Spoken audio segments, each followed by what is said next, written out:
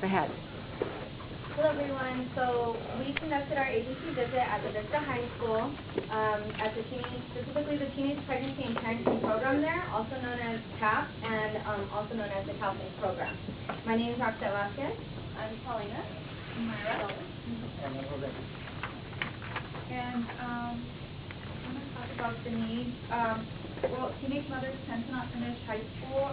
Only 64% of teen mothers graduate from high school. TAPP targets teenage pregnant and parenting high school students that are 19 and a half years old or younger. And what data demonstrates the existence of the problem? The report on the conditions of children in Orange County, which is the main source of data that TAPP gets on teen pregnancies, and it basically says that out of the total of approximately 38,000 births in Orange County for residents during 2010, 6.5% were to teens, accounting for 2,500 births approximately. And then also TAPP data in 2012, there were 142 pregnant students referred for health services referrals, and approximately 52 of the CalSpace students graduated compared to approximately 3,300 students graduating district-wide. In 2009, 723 times infants were patients in the mildly ill room, meaning that mothers didn't have to go to doctor appointments, so they were able to stay in school. And 175 times students did not take a day off from school to apply for Medi-Cal or go to doctor appointments. And again, these would have been days missed from school. So data demonstrates that there is a great need, great amount for the referrals coming in, and that pregnant and parenting teams need the assistance to reach graduation. And has the problem changed over time, and how has it changed? It has changed over time. The pregnancies have decreased within the district. Based on the report on conditions of children in Orange County, there was a decrease in teen births from 9.3 in 2009 to 6.5 in 2010. And TAPP enrolled over 250 students in 2009, and there are currently 100 students enrolled in the program. And what methods are used to identify and locate people in need of these services?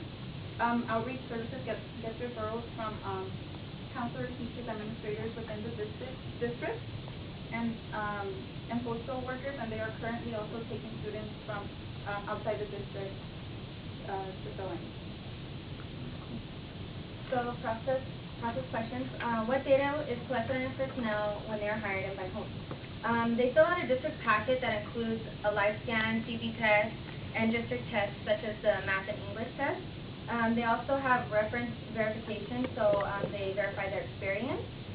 The person who collects this information is actually the program director, the district human resources personnel, and also the vice principal. What evidence do you have of staff skills and qualifications? Well, the supervisor also collects the transcript showing the early childhood education unit. They also collect proof of child development permit, and work experience is verified through their through their resumes, and also through their resumes and other like interviews. So, what information is collected on your volunteers? How often is this data collected, and how is this data managed? Information is collected about volunteers' experience by initial interviews by the staff members, which is mainly the site supervisor, Ms. Clement here. Then they also collect the district packet, which consists of the TB test, live scan, confidentiality contract, and references are verified. This information is collected one time and is managed by the district office. What training do staff and volunteers receive from the agency? How often, and how is it assessed? So the staff members, they are given a staff handbook and discuss policies and procedures. They also get formal training on administering policies and how to fill out the forms.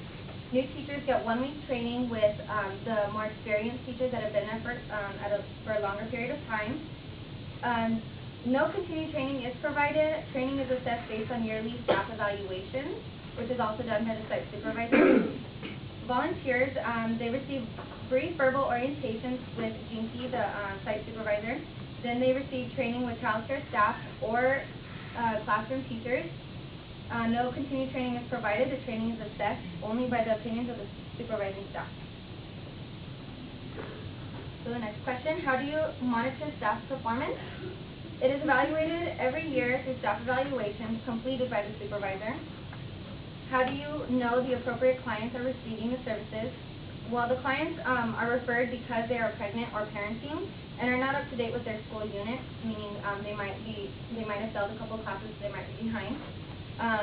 The professional assessment is actually done by the outreach teacher. She actually provides them with a pregnancy test on hand if they need one. And they also, to verify this professionally, they take them to St. Jude's Medical Center, which we supply the they would supply the transportation for them. So, what data indicates that the activities the agency is reportedly doing are actually being conducted by the staff and are being done at the level and duration specified on your proposal or annual report.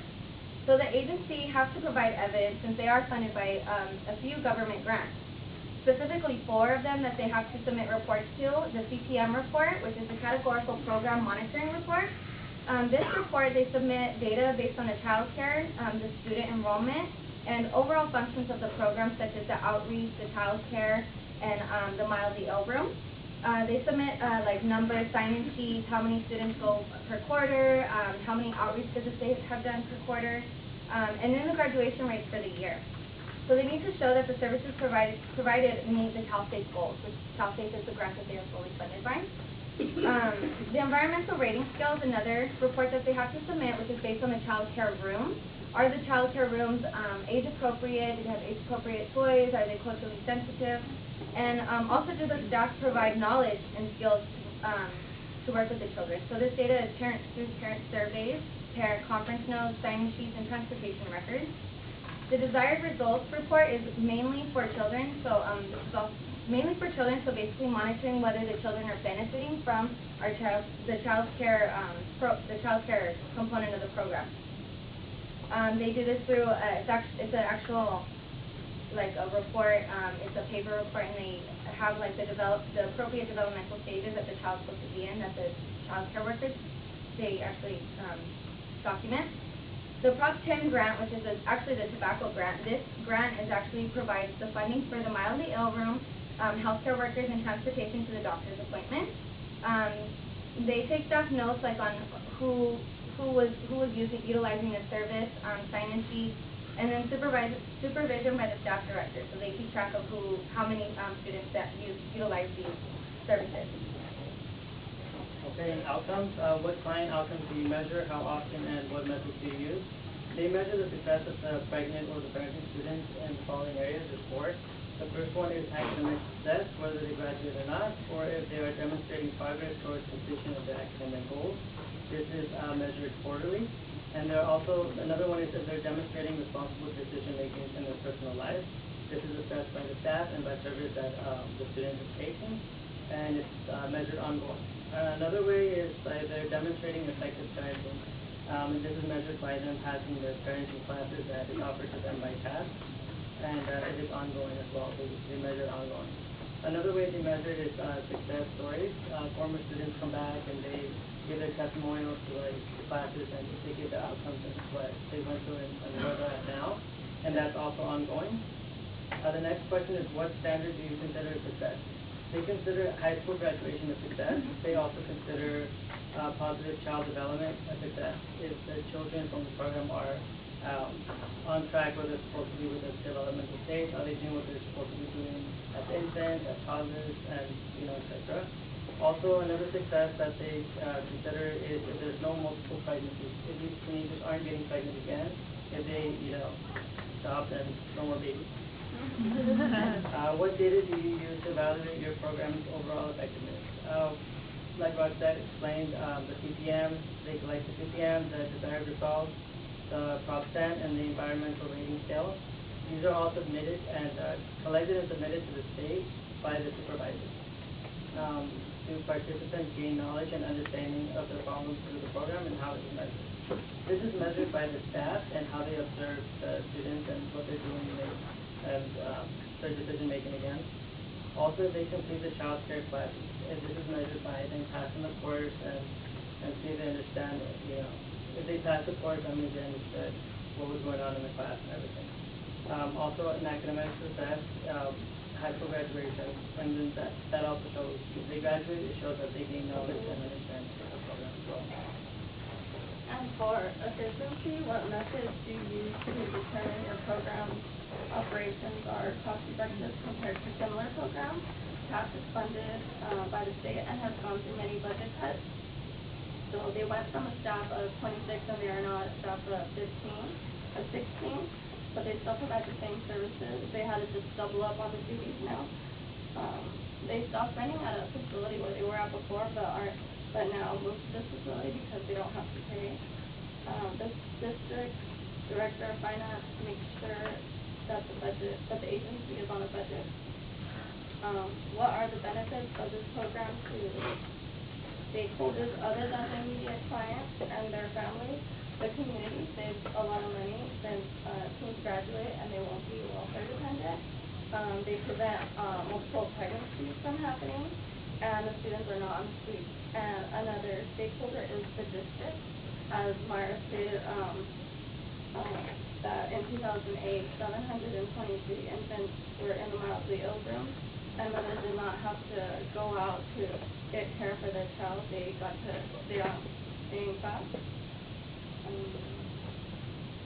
What services offered by this program are done by volunteers? How do you evaluate optimal use of volunteers? Recruit interns from Cal State Fullerton and RLP Child Development classes. Supervision of clients by interns and volunteers in classrooms and child care rooms to make sure are the volunteers reliable and dependent?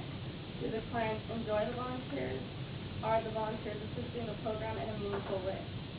And how do you evaluate the overall cost efficiency of your program? The district director of finance monitors the spending of the program to ensure they did not go over the budget. Are any portions of the services underutilized, and how are you assessing them? No services are underutilized since the program is being run with a lower budget and still provide the same services. Everything is actually overutilized. What makes this location optimal for client access, and how is this evaluated? The location is far from the students, but there's transportation which makes the program optimal, the location optimal, because most of their students are from La Habra and Buena Park. This is evaluated by school enrollment and attendance. What methods do you use to determine the effectiveness of your program activities? This is measured through pre and post tests, also client services, surveys, staff assessments, and also evaluation reports from the state, which are from the CPM report, desired results report, and the top 10 report. So the strengths, they collect various types of data since they use grant money. This is one of their strengths. They have data on everything. When we did the interview with the supervisor, she was like, I'll give you this data, I'll give you this data. And we're like, oh, I don't know if we need all of that. But the fact is that they have data to document everything that they're doing, all the services. They have sign-in sheets for everything. Even for the ROP students that are helping out in the child room, they have duty sheets that they actually track on there. All of this data gets put into their report. They actually used to have a grant writer for them that would put a full report together for them. They would submit to each grant that they were applying for. So that was a really strong component of that. And they are also a model program for other Cal State programs. A lot of the other programs look at this program and kind of base it, look at it as a success, and how they budget and all the activities and how everything's carried on the program is efficiency. All the other Cal State programs kind of look to them to maybe improve on their specific program. And they have an optimal location because they provide transportation. Before, they actually didn't have transportation and there were some issues, but once they provided transportation, enrollment was higher and people were attending more. So that optimal. And for their weaknesses, we believe that the outcomes evaluation is very weak. Pretty much the only thing they have is pre and post test, which is, that cannot prove that the program was a cause of their positive growth and threats for internal validity. Also, there's no follow-up on the students. The only way they base success is on graduation and on completing the classwork. And the last reason is little information is kept on volunteers and interns, making the process evaluation very weak. Nice job. You can have.